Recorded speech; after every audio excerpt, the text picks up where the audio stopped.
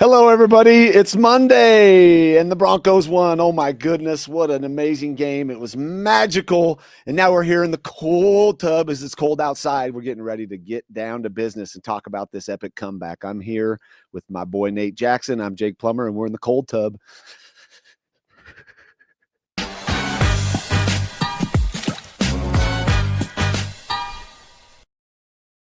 Here and then there. Hey, man. Hi, Nate. Hey, how are you? I'm good, man. How you doing? Pretty good after that game. What a weekend. Oh, my gosh. Yeah, what a weekend. I see you got your Broncos alumni jacket on. Yeah, it's pretty tight. I Yeah. like it. I had to wear it today just because it was alumni weekend. It was. And there was tons of legends, a bunch Yeah. of legends all over the place in that stadium yesterday. Some of the legends left. I won't name names, but they're receivers that know everything about the game, like to talk about it. They left, but a lot of us didn't because we believed. Wait, so did you believe that the Broncos were going to win? Honestly? I always think they're going to win, no matter what. That's what I watch the game for, is when to see a team fall behind by that much, to be against all odds. What was the stat I heard? 1,602 times consecutive wins by the team leading by 18 points with 6 minutes left, or 19 points, whatever it was. They broke that string. It's almost Halloween. So maybe there was some magic in the air. The trees and leaves are falling. You know, J.K. Rowling was running the ball. I mean, J.K. Dobbins. Whoops. Ooh, little Harry I watched Potter, him tie little his sorcery. I watched him tie his shoes with his gloves on in between the play clock. Like, everybody wants to talk shit about the players and all this. I want to get any fan out there, get some shoes on, put on those gloves, and see if you can tie your shoes. I'm sure you could tie it, but can you tie it tight enough to make a cut? Magic was in the air, man. His shoe did come off too. Did it come off later? Yeah, it came off a certain point, so I guess he didn't tie it very well. I mean, but at least he was trying. Hey, I give him. Hey, you did your best, man. Yeah, there was so 33 points in the fourth quarter. Yes, insane. And 0 in the first 3. It was such a tale of two lives in that game. And you mentioned all the legends that were there, and Demaryius Thomas Ring of Fame being unveiled. And the Super Bowl 50 team, Peyton Manning, Omaha was there. Rod Smith, Champ Bailey, Randy Gradishar, Jason Elam. A lot of the Ring of Famers were down there at halftime with their jackets on. I think someone forgot my jacket. It was weird, man. I was like, "Where's my jacket?" But I was down there. I got to be down there because I'm a uniform inspector, as you know. Yeah. And typically I go upstairs to the press box at halftime, but downstairs I was like, I'm going to be down on the field at halftime because there was a lot of cool stuff going on at halftime. So the Super Bowl 50 team was down there, right? Demaryius Thomas's family was down there. All the Ring of Famers were down there. The Walton Penners were down there. The Hall of Famers were there too. The Hall of Famers were down there. Everybody was down. And then the rest of the alumni guys, 160 something who came into town for this weekend, were up there in the alumni suite. So there were so many legendary eyeballs on this game, and so many disappointed eyeballs on this first half because it was bad football.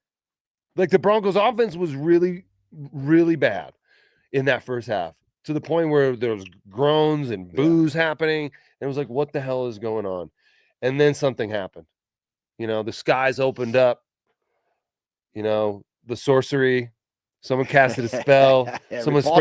Harry Potter was in the stands that day. Someone sprinkled some pixie dust on it. You know what this magic spell was? It was like there were ghosts in the stands. It was Halloween, and everybody came dressed as a ghost, started booing.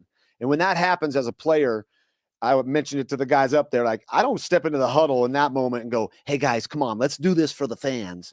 I'm saying, fuck these fans. Fuck you. Yeah. Let's go. Yeah. Let's turn this thing out. We're now by ourselves. So in a way, is that a galvanizing feeling? Oh my! Then you realize, like, even our fans are booing us. Yeah. It's just us, guys. There's nothing else we can do. And so when you get behind like that, remember, I played in Arizona. Yeah. And we were behind most of my career. Yeah.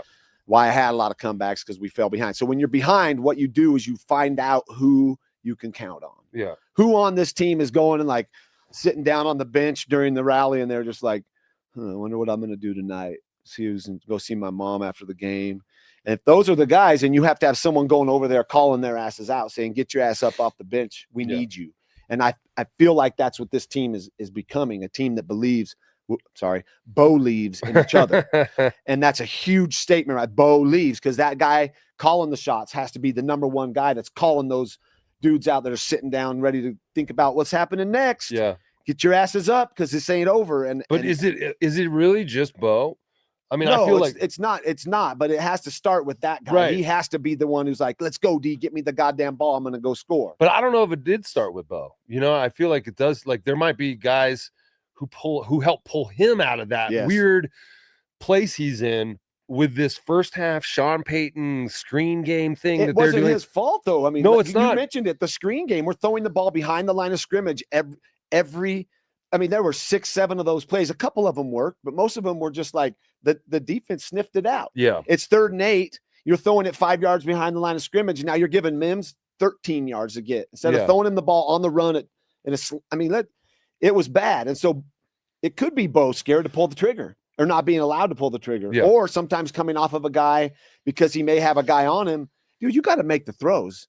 You got to throw the ball sometimes into something that may not be perfectly drawn up and wide open. That's what we do. We take risks, calculated risks. Sometimes we throw all that shit to the wind and just rip it. And that's what we saw, contradictory to the first half. Right. We saw them start throwing the ball when your back's against the wall, the fans are leaving, they're booing. And all of a sudden you just go, okay, can we do this? Are we going to do this? Let's see if it can happen.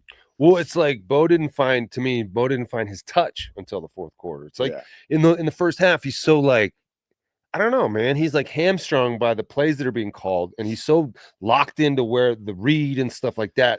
He doesn't feel comfortable. He doesn't look comfortable, and like he has touch. Yeah, it's just he's just like throwing it all. We're watching him escape to the right a lot. Yeah, and when that happens, that's your first way to bail out is to run to the right. When you don't like what you see, you take off to the right because you're comfortable going to the right.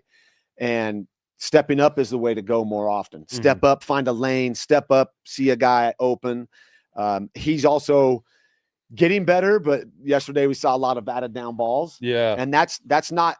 A lot of that falls on him. A defensive player will make a good play sometimes. Yeah. It's not his eyes. You can still look and keep your head straight. It's when he turns his helmet and stares down where he's throwing. Yeah. A defensive lineman that's not getting the rush watches that, and as soon as he goes to throw, boom, his hands go up. Yeah. So he can do a better job of keeping his head downfield, trusting his receivers getting to the spot.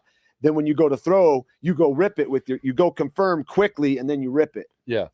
Five tips he had. Yeah. And I think he's probably leading the NFL as far as there was some insane ricochet accuracy on Dart and Bo's. That's how they drew it up. Yeah, man. Because when you miss as a quarterback, sometimes you want to miss to deflect into another guy's hands. Yeah, those guys that was next level shit. Right? Troy Franklin. Yeah, and even Dart had the one that. Yeah, he had a great throw he threw it in that spot. Oh, that was a good to throw. Deflect and go back up to the tight end. It was like almost like a. And we don't give the QBs enough credit for the ricochet accuracy. No. And those two just displayed that pretty well. That was impressive. That was impressive work by them.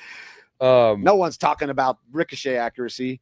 But what about because you and I were on the walkthrough and you're like, oh, you never intentionally underthrow a guy. You're always trying to drop a dime on him. And but Bo gave Marvin Mims an underthrown ball, finally didn't overthrow it, took a little off, allowed his guy to come back and get it. Same thing happened with Cortland on that last play that put him in field goal range. And I feel like that's the type of touch that Bo's been lacking. Just being able to take a little off it on the deep balls and let his guys make a play on it.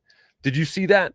Yeah, there's an art form to being able to be under pressure and start feeling that pressure and the time go away and then still deliver a soft pass. Even the throw to Bowles, the play they drew up to try to get to him, he ripped that thing. Yeah. And linemen know your personnel. But yeah, he did give the guys a chance. So that's back to what I said is like pulling the trigger. Just pull the trigger. It doesn't have to be perfect. Every time doesn't have to be a wide open Cortland Sutton. Give him a chance to make his 20 million and go up and catch the ball. Give Mims a chance. Great job by him. I always wanted to throw the dime where they kept going, but of course you got receivers do their job, but it's having the ability and the trust in yourself and the trust in the guy around you to actually pull that trigger and throw it deep. Yeah. Even though the coach may be like, no, great throw. Yeah. You have to pull the trigger. And sometimes it isn't perfect. So we're going to get into some of these plays, but before we do, I was in there And part of my capacity is uniform inspector, not just down on the field, right? Keep your eyes up, Checking Nate. boxes. Keep your eyes up. But I got to go into the press room afterwards and see these guys come in and make sure they're not wearing any unsanctioned logos in there as well. Yeah. But I get to see the Sean Payton come in. He was not happy. He was mad. He was mad about that game.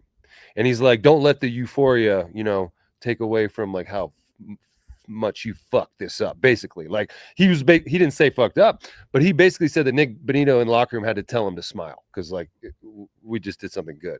And he's like, tomorrow's not going to be fun for these guys. Like, so right now in there, they're getting motherfucked for all the shit they did. But he's like, yeah, great win and all, but you guys weren't very good. Yeah.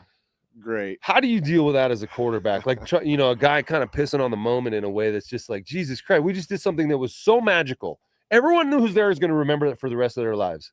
Everyone who watched that will never, ever forget that. This is one of the greatest games these guys have ever been a part of. Yeah. And now they got to go in the facility today and hear why they fucked it up.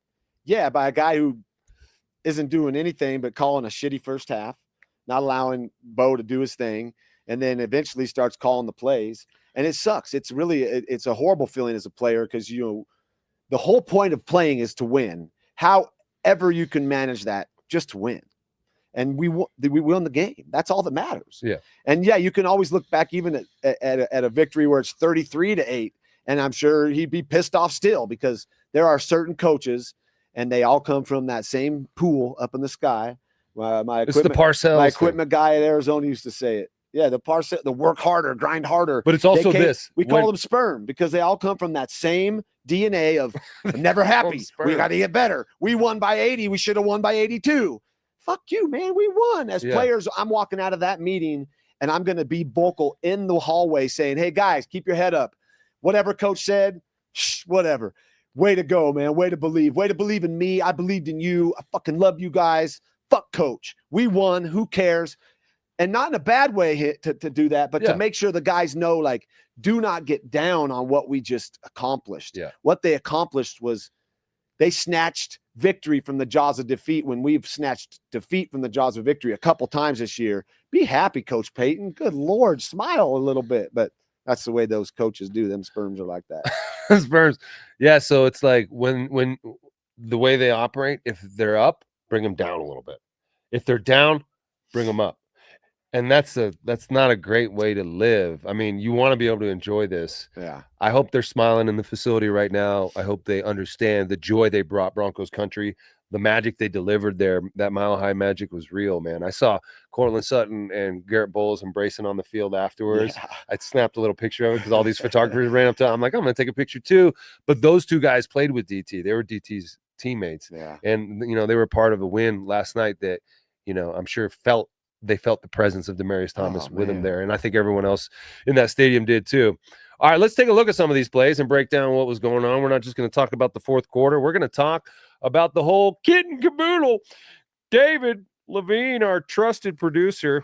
Boy, do we love David. He's, what a guy. We're going to start off in the first quarter, 2nd and 8. What a little swing pass. Dude. Yeah, it's 2nd and 16 when he catches it, and New York's waiting for that. They haven't seen him stretch the field at all. So we get these plays and you're putting a lot of pressure on your receivers to block, and it's hard for them to do that. And so we threw a lot of balls behind the line of scrimmage. Of course, it's really not a screen. It's a swing. It's kind of like a run. Here's an example of a well-executed one of these. The receivers go, they catch, they engage. And this speedy little dude, when are we going to realize? I thought that maybe we claimed him off waivers at halftime and realized there's a guy named Marvin Mims that can get it done. This kid, every time he touches it, punt returns also, he's magical. Here's another example here. We throw one behind the line of scrimmage, and it's like, nah, you keep doing that. 2nd and 18. Yeah, what the hell? Get the ball down the field. This is giving up in my mind. This is that playing it conservative, ripping your ass today because we won and we didn't win how I wanted to kind of coaching style that's got to change. Start throwing the ball down the field. The screen game is good. The swing game can work, but you can't go to it all the time. And why don't we ever see any sort of like mirrored comeback routes or mirrored like acutes or like mirrored, like just the stuff that's like very simple and you get to pick a side based on the coverage and throw it to the guy you like? I tell you what, there's times when I would come out, and I know there was one moment that stood out. The Giants were in man-to-man, and we're coming out of the end zone, and it's like, if I got man-to-man and I have one of my guys, Frank Sanders, Rob Moore, Rod Smith, out there lined up, I'm pointing to the ground and giving them a go route fade, and I'm throwing that thing, because if you can get a 30-yard chunk, you're out of the end zone. Now it's who knows what can happen. But it's interesting. I don't want to badmouth the calls too much, because it's just the story of the game. It's how it works. You got a defense. We got a team in the Giants that's been reignited by a couple of young kids that love the game, that haven't been skewed into not believing in what your abilities are, with Jackson Dart and Cam Scattaboo. And then the defense now is starting to buy in, and this was a good Giants team. Yeah, we got to give props to them. This Giants team was like, we could beat you. And they showed us that they can. The defense is going to learn when you play a young kid, he's not going to be on rhythm sometimes, but what Jackson Dart did off rhythm, breaking out of the pocket, like the first touchdown, stay on your man. I watched the DBs run with him, and then they stopped and started coming up, and I was like, oh no, this is bad. And sure enough. So there's a lot of lessons to be learned. I think that the players, I salute you for believing in each other and continuing to just fight and claw and not give up. That's what, as a player, you look for, because that's 52 guys gelling even more. That's going to help us a long time into the later parts of the season. Yeah, this is going to show up later. The belief in one another. All right, there was a really cool play. Well, an interesting moment that happened down there on the goal line. An attempted pass to Garrett Bowles. It would have been really nice. It's a cute play call, but as a receiver, you probably want that ball yourself. If I'm Cortland Sutton, I'm walking off the field after this, and I'm going to tell Sean Payton how I feel. Because we're asking a left tackle who's being paid to protect my blind side and open up holes for the running backs to leak out, and it wasn't open. The defensive guy went. The only reason it was open is because Bo held the ball, and then he ripped it to him. But I love this effort. Look at him get a lineman getting vertical. Bam. You love to see that. But if I'm Sutton and we're getting a one-on-one matchup down there, and if I'm Bo and I see that, I'm pointing to the ground and I'm throwing a fade to the back pylon and letting Cortland Sutton, one of the most dominant receivers in this league, go up and get the ball. I'm pissed off if I'm a receiver right now down here at this point in the game. Get me the goddamn ball, coach. We throwing it to our lineman. And yet, if he would have given him a little air on great if it works. I think it was a great call. I love the call. I love seeing trickery and all that stuff. Hearing some of the guys on the radio this morning, former receivers, you just got to run it 500 times down there. I mean, come on. Shut up. Run a play that you think it worked. That play was well designed. It just wasn't executed. Right. Not executed, and sometimes the plays don't work. All right. Stop smiling. All right, stop smiling. Let's move on. I know you're right. This you're game right. was Nothing's bullshit. Funny. Do you think like they're not allowed to smile right now at the facility? Like they better be fucking having fun. This was the fun part for me, because I come out and see all these coaches who they're tight and they're all pissed off and the grumbling, and then you got a player like me that would come out and like, this is the time that I would shine, and like, let's go guys, and like, let's go have some fun.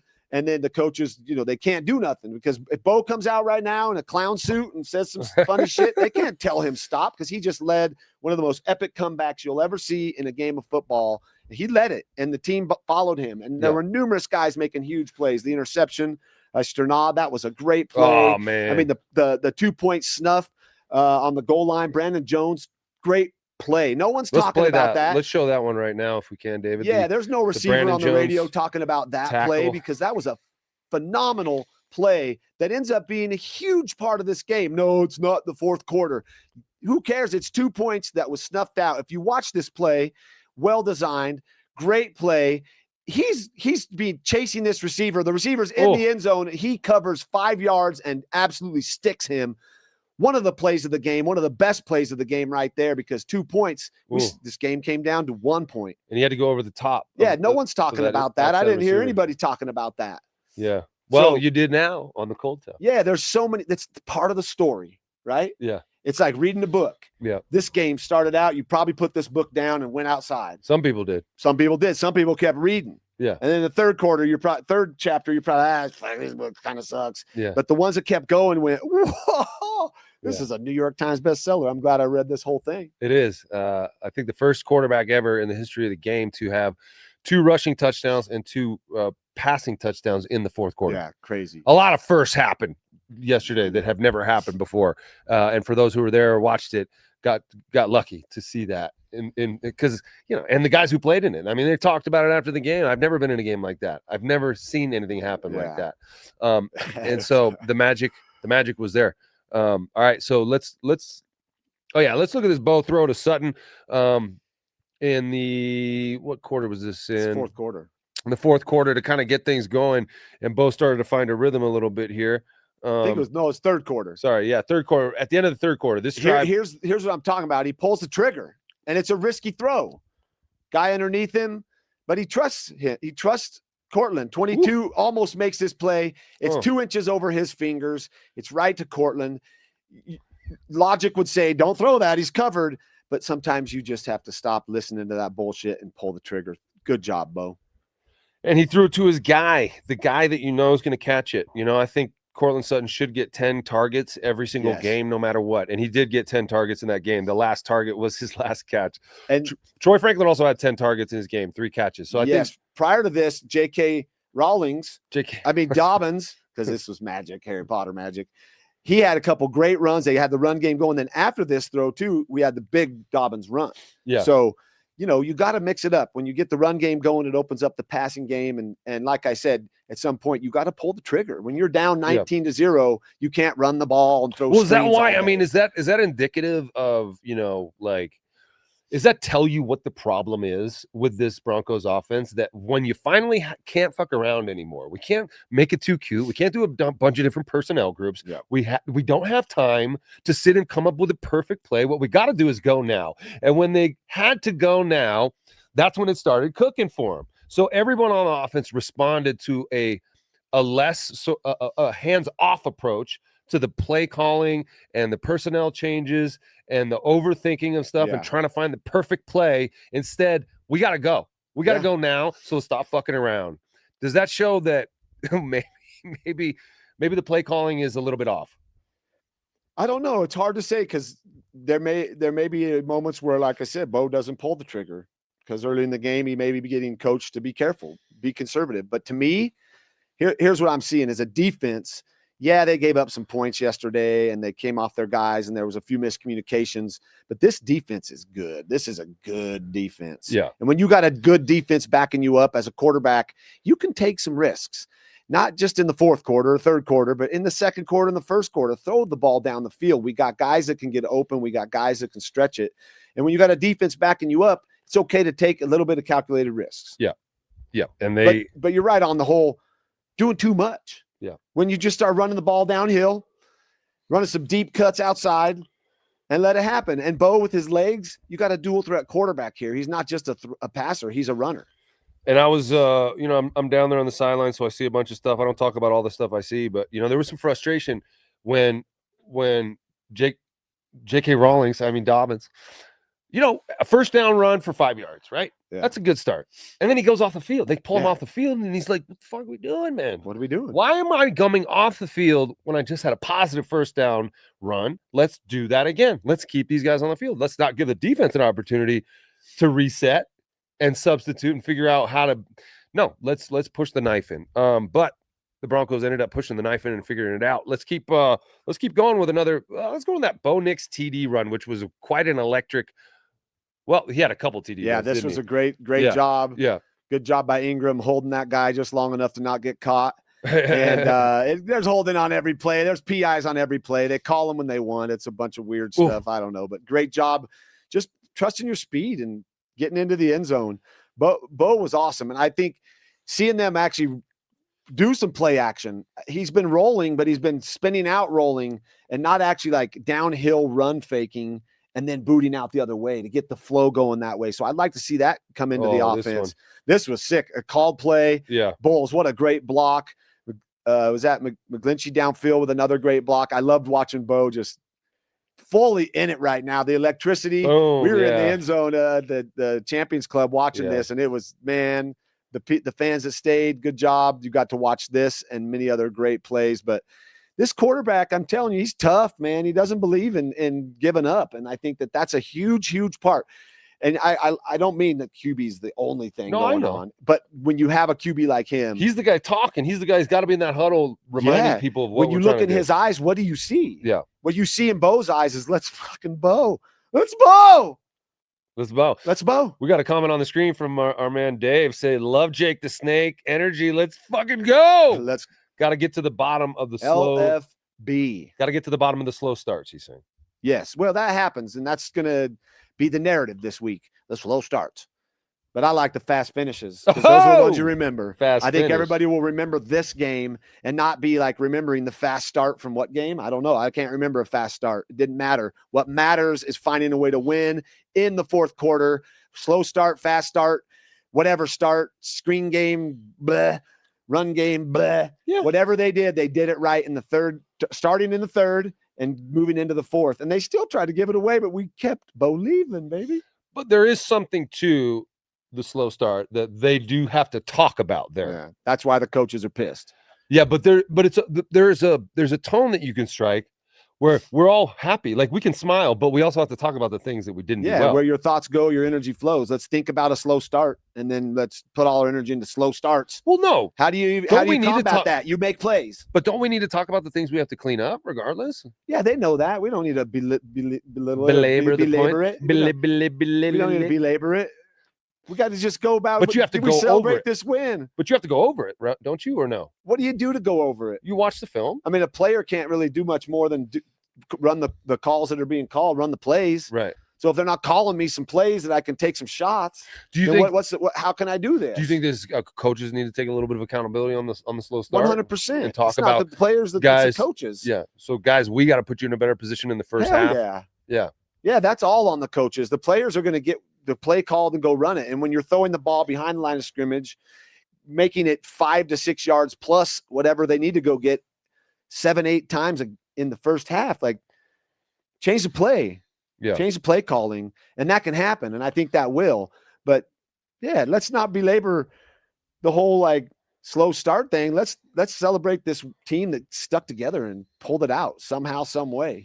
Yeah, because over the last 10 years or whatever, the Broncos teams prior to this year haven't won those close games. They haven't understood, like, for whatever reason. It's like it's at the end of the game. It's close. We're going to find a way to lose it. Now, 3 times this year, they found a way to win these ones. Now, we're on the short end of a couple last-second field goals. Otherwise, they'd be 7-0 right now, which is kind of crazy. And we wouldn't be talking about slow starts. We'd be talking about, like, dynasties beginning, Well, the Broncos are in first place right now. Yeah, awesome. In the AFC West. Hell yeah, man. 5-2. Work to do. And, a little more work to do. Do we have any of those other plays, David? Do we have the last one to Yeah, so this is that last one to Cortland.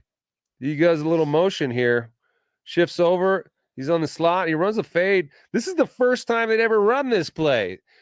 They put it in on Saturday. So this is where Sean Payton is really, really good. This is where he can come up with some cool stuff and put them in positions. And he talked about this idea that he doesn't like the statement, the hay is in the barn, because the hay's never in the barn. So then even the night before the game, he's coming up with ideas. And he wants to talk about finding an edge. I know. It's probably is that annoying for you? Shanahan used to change stuff up and add things all the time. And it's like mad scientists can't stop. They're going to keep, watching film and breaking it down until the game starts. And then, here goes a bunch of things we haven't done, a new play. Let's try it. And what a huge call. Amazing that he made this play. Hey, that's why I put it in. And look at Coach. Yeah, I mean, and it's like he almost got out of bounds too, which would have been sick. But it's also not like that spectacular of a play design. It was Cortland Sutton making a play. Yeah, he runs a fade from the slot. Cortland Sutton is going to make those plays for you, and they don't need to be super tricky. You need to throw him the ball in critical moments and give him a chance to catch it. Right? Like Bo said, he's the man. Yeah, he's the man. Yeah. And what I love to see was 18 seconds. They run that play. He doesn't get out of bounds. That's cutting it close for getting the clock. Yeah, and so they did it twice. They had an amazing job. They got an offsides for doing it fast the one time when the defender for the Giants couldn't get back. But those things right there are overlooked by people on the radio or people talking about this game. But those 2 clock plays, and especially that last one, that very easily could have gone awry, and they don't get it clocked in time to kick that field goal. And a 10-second runoff if it's a penalty or whatever it is. All the players hustling back, getting back to the line of scrimmage. And earlier in the fourth quarter with about 4 minutes and 15 seconds left, Bo was screaming at the guys to get back into the huddle because they were kind of walking back after a failed attempt at an end zone shot. And it's like those little things add up, and that little bit of time that you need, 2 seconds left. Great job with the clock, running it the right way. You practice those things, and when they work out, we get to celebrate instead of boo, being a ghost. And we do got to give Sean Payton some props for the operational stuff that allows those Clock things to happen really too. well. Yeah, and he was calling timeouts in the fourth quarter that preserved that kind of time. He handled that. He's a great coach, man. He gets the game. He knows what he's doing. Yeah, exactly. It's just sometimes they get in their way a little bit. Yeah, because they're that smart and they're that. That's the story of the game. It's 4 quarters. It's not going to be beautiful all 4 quarters. It's going to be ups and downs, and you got professionals on the other side trying to kick your ass too. So 2 teams highly motivated to win. It's going to go like this. But when it ends, you want to go like that. And that's what we saw. We all said, yay. Yeah, we did say yay. Woo, and high five. High five. David threw that picture up that I took. Professional photographer, me. And that photo there of Cortland Sutton and Garrett Bowles rejoicing, embracing on the field after the game. A very emotional week, I'm sure, for both of those guys. They were both teammates of Demaryius Thomas. And obviously, well, Demaryius Thomas was there yesterday in spirit in more ways than one. And I think everyone there felt it. Beautiful shot there as they're embracing.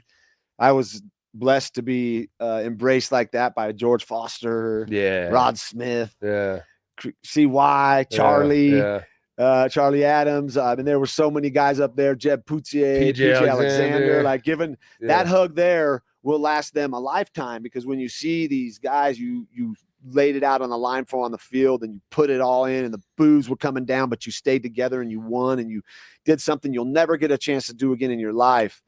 Those hugs 20 years out feels good, man. I had some good soul love from a lot of guys this weekend, and it was kudos to Dominic Gaspari over there, the alumni, running the alumni, getting us all back. He works his ass off. Dom, you do a great job, man. We all appreciate you.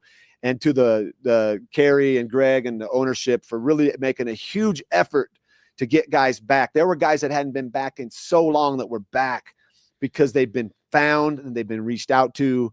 That right there is the energy we need, and could very well be why this game was pulled out, because that momentum and the good vibes and the good mojo and the good karma that they're bringing these guys back and paying the credit to the past so that the present can go out and do what they do, and planning for this future of this organization that looks like it's on a great path. Well said, man. I couldn't have said it better myself. And it's fun to sit in the cold tub after a win like that. And we've been in here so long, I'm numb right now. I don't feel anything. Maybe time to get out of the cold tub, man. I'm Nate Jackson. He's Jake Plummer. It's the cold tub. Hey, check us out on the walkthrough. We'll be doing the walkthrough on Wednesday, walking through some of these plays. But until then, enjoy the victory. It was a good one. Throw those ghost costumes away, booers. Later. Peace, love, and mushrooms.